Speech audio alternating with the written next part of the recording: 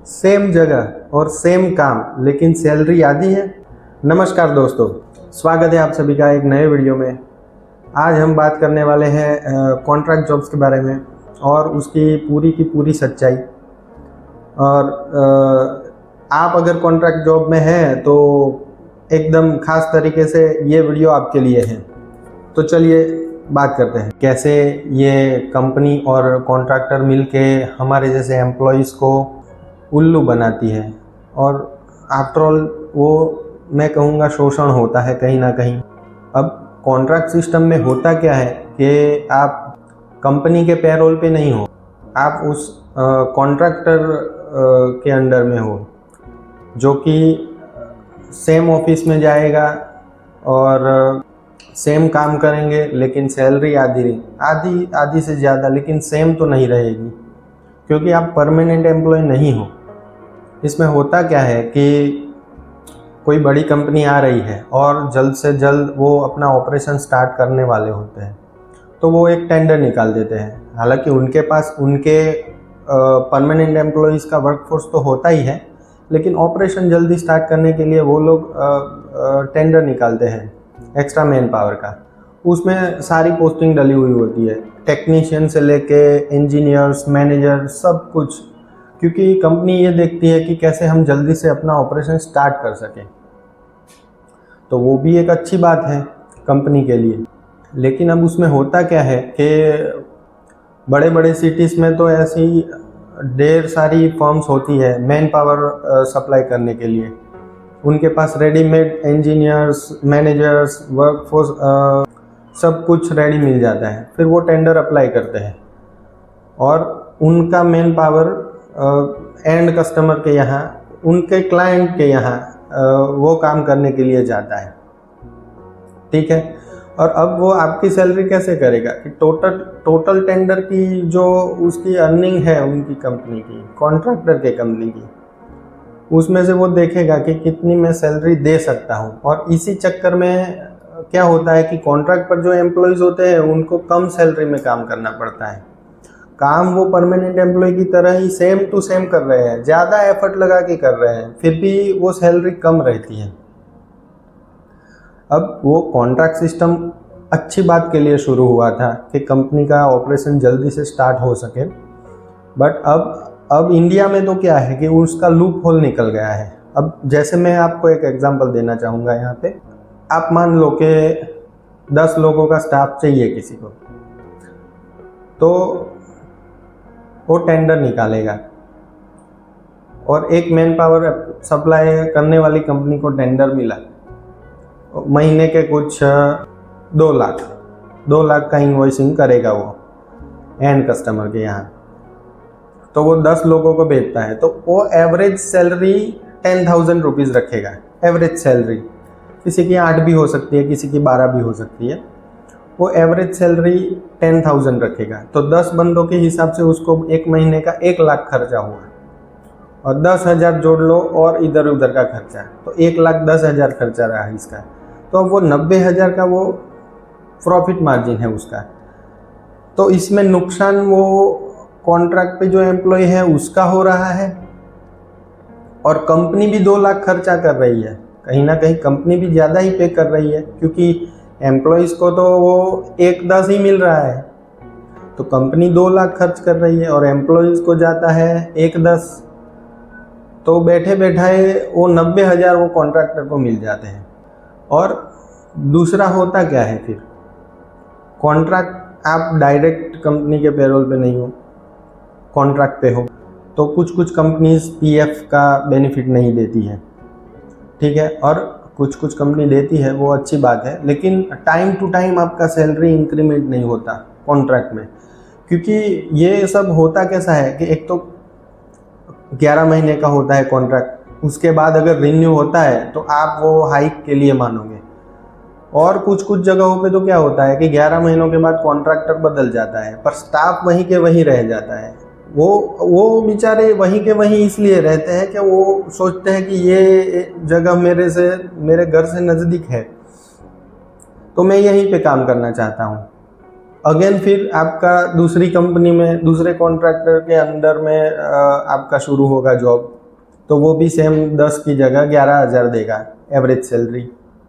पर कुछ कुछ लोग इसलिए नहीं निकल पाते हैं क्योंकि वो फिर सोचते हैं कि चलो ठीक है 11 तो 11, लेकिन घर के नज़दीक है। और कुछ कुछ कंपनीज में कैसा होता है कि 2, 3, 4 साल टिक जाती है, लेकिन दोस्तों 5 साल कोई भी कॉन्ट्रैक्टर पूरा करना नहीं चाहता। वो या तो अगर क्लाइंट को पसंद है उसका काम तो वो ही हेल्प कर देते हैं कि दूसरे फर्म के नाम से टेंडर भरो और उसी में आपका लगवा देंगे, क्योंकि उनका हैंडलिंग वो अच्छा होता है, कई फैक्टर उसमें असर करते हैं। तो ये 5 साल वाला मामला इसलिए होता है कि आपकी ग्रेजुएटी नहीं बनती। दोस्तों ये भी एक मेन फैक्टर है, क्योंकि ग्रेजुएटी 5 साल के बाद मिलना स्टार्ट हो जाती है। जैसे ही आप कोई एक कंपनी में 5 साल से ज़्यादा करोगे आपकी ग्रेजुएटी गिनती चालू हो जाती है। तो 5 साल तो आपके पूरे होने ही नहीं देते ये कॉन्ट्रैक्टर लोग। या तो वो टिके तो दूसरे फर्म में आपका नाम ट्रांसफ़र कर देंगे, या तो फिर वो जगह छोड़ के ही चले जाएंगे। और इसी बीच में आपने अगर ऐसा बोला कि पगार मेरी सैलरी मेरी बढ़नी चाहिए, आपने कंप्लेन की, तो फिर वो आपको अंदर फिर बुला के समझाएंगे कि देखो मुझे तुम्हारा काम बहुत अच्छा लग रहा है, बहुत मेहनती हो आप, आपके बिना हम यहाँ पे ये ऑपरेशन नहीं कर सकते, आप बहुत काम में ज़बरदस्त हो, लेकिन हमारा ये पूरा मामला है, हमारी कंपनी को ही उतना बेनिफिट नहीं मिल रहा है, तब भी कुछ भी करके मैं आपका 2,000 रुपये इंक्रीमेंट कर देता हूँ। या तो अगर उसका कॉन्ट्रैक्ट पूरा होगा तो आपको ये बोलेगा कि देखो तुम्हारा काम अच्छा है और इससे भी बढ़िया हाइक मैं दे सकता हूँ, लेकिन मेरी कंपनी का एक दूसरे क्लाइंट के यहाँ पे भी कॉन्ट्रैक्ट चल रहा है, तो तुमको ठीक लगे तो आप वहाँ पे चले जाओ। और वो जानबूझकर ऐसी जगह दिखाएंगे कि करंट लोकेशन से 80 से 100 किलोमीटर तक दूर होगी और अच्छा खासा इंक्रीमेंट का आपको लालच दिया जाता है। उधर 6,000, 7,000, 10,000 ज़्यादा मिलेगा। फिर आप सोचोगे वो तो थोड़ा बड़ा सिटी है और मैं हाउस रेंट भी पे करूँगा और आने जाने का भी खर्चा उसमें बढ़ जाएगा, तो आफ्टर ऑल तो मेरे पास अभी जो बचत हो रही है वो वही की वही रहेगी। तो फिर आप सोच लेते हो कि फिर इससे तो अच्छा यही है कि घर के नज़दीक है, फैमिली के पास है और आने जाने का भी टेंशन नहीं, और इसी में खुश हैं हम लोग। ऐसा करके आपका शोषण होता है। वो कॉन्ट्रैक्टर अच्छी 2 बातें आपको बता देगा, तो ऐसे मासूम लोग खुश हो जाते हैं कि इतनी बड़ी कंपनी का ऑनर है और हमको ऐसे बैठ के तुम अच्छे हो 2-4 बातें अच्छी बोल दी, तो खुश हो जाते हैं लोग और हंसी खुशी फिर वहीं पे काम करने लगते हैं। पर यही चीज़ों में आपका वो ग्रोथ रुक जाता है दोस्तों। इसमें आफ्टर ऑल होता क्या है, कॉन्ट्रैक्ट जॉब में एम्प्लॉय का ही शोषण होता है, क्योंकि कंपनी पे कर रही है कॉन्ट्रैक्टर को, कॉन्ट्रैक्टर अपना कट लेके फिर आपको वो सैलरी देता है, वो 50%, 40 या 50% वो मार्जिन रखती है, तो इसमें ग्रोथ होने वाला नहीं है दोस्तों। अब ऐसी सिचुएशन में कर क्या सकते हो आप? अभी तो 2026 में तो 1 अप्रैल से वो नया रूल लग चुका है मिनिमम वेजेस का, तो आप उनको काइंडली रिक्वेस्ट कर सकते हो कि मिनिमम वेजेस ये है, तो मैं स्किल्ड पर्सन की कैटेगरी में आ रहा हूँ, तो मेरा मिनिमम वेजेस के हिसाब से पर डे कुछ 1000 के आसपास बनता है, तो मेरा इतना तो सैलरी होना ही चाहिए। और एक चीज़ जुड़ गई है दोस्तों इसमें, आपका टोटल ग्रोस सैलरी है उसका 50% तो बेसिक सैलरी में होना ही चाहिए। ये बात का आप खास तरह से ध्यान रखिएगा, क्योंकि यहीं पे गड़बड़ हो जाती है सारी की सारी। आप इतना ध्यान देते नहीं हो उसमें और फिर वो इन्हीं सब चीज़ों का यूज़ करके आपका फ़ायदा उठा रहे हैं। और या तो फिर आपका कॉन्ट्रैक्टर है नहीं मान रहा है, तो आप ऐसा भी कह सकते हो कि मैं लेबर यूनियन में बात करूंगा, फिर पहली बार में ही आपको ये रिक्वेस्ट करके देखनी है, फिर कुछ ना कुछ तो हासिल होगा दोस्तों। और मेरा तो ये मानना है कि ये कॉन्ट्रैक्ट वाले चक्कर में आपका ग्रोथ कभी हो नहीं सकता।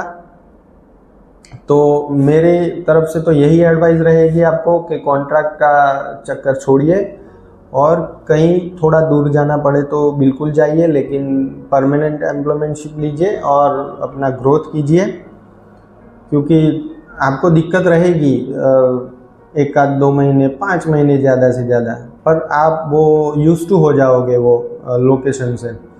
और बिल्कुल ये कीजिए। ये वीडियो इन्फॉर्मेटिव लगी है आपको तो लाइक कीजिए वीडियो को, कमेंट में हमें बताइए और कैसी वीडियो आप किस चीज़ पे सुनना चाहते हो हमसे, बिल्कुल हम बात करेंगे। और चैनल को सब्सक्राइब कीजिए। जय हिंद, जय भारत।